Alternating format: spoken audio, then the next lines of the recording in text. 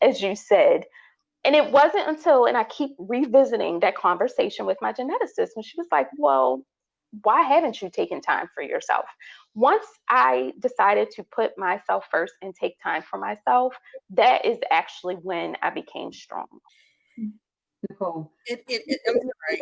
Because, and this is why conversations like this are so important, because part of the reason why we feel like that is because people aren't transparent enough. They aren't honest enough. Like they want to walk around pretending like everything is okay so that people think that you have it all together, because you don't want people in your business, and you don't want people to think that you're weak, or you don't want people to think that you're less than, or you want, like, all of these feelings that we have about what people are going to think about us and how they're going to judge us. So we put on this brave face, we put on our superwoman cape, and all that, instead of having real conversations with one another. I'll never forget, I was in a situation where I was talking to someone, a complete stranger that I had just met, and I decided to open up to her just about some marriage stuff.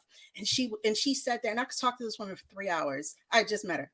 And she cried, and she was just like, I can't believe you're sharing all these things. My closest friends don't share with me like this. They walk around acting like they got it all together, making me feel like I'm the crazy one. I'm like, girl, please, no, you ain't crazy. You are not crazy. It is not you. It's not you. It's all of us. So that's why conversations like this out in the open in public, like you said earlier, Tara, like, this is international. Like, anybody could be hearing this conversation right now. And it's important because, like I said early on, for me, I thought it was just me. I thought I was the only one that was going through this. And therefore, I thought that I was doing something wrong, and I wasn't.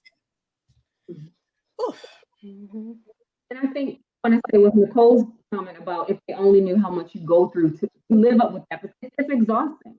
It's exhausting. It's exhausting, and it weighs so heavy on you. And I think too, since we're talking about mothering through, I think it can give your children the wrong impression on how they then deal with their emotions too, right? So if mom isn't sad about this, but I'm sad, but she's not sad, then can I be sad? And one of the greatest gifts we can give our children is permission to feel their own emotions. And a lot of times, like you said, Nicole, it's through them seeing that we experience all of these emotions. Like, I don't have to be this perfect child, because guess what? Mommy can be a human. And to me, that's perfectly human too.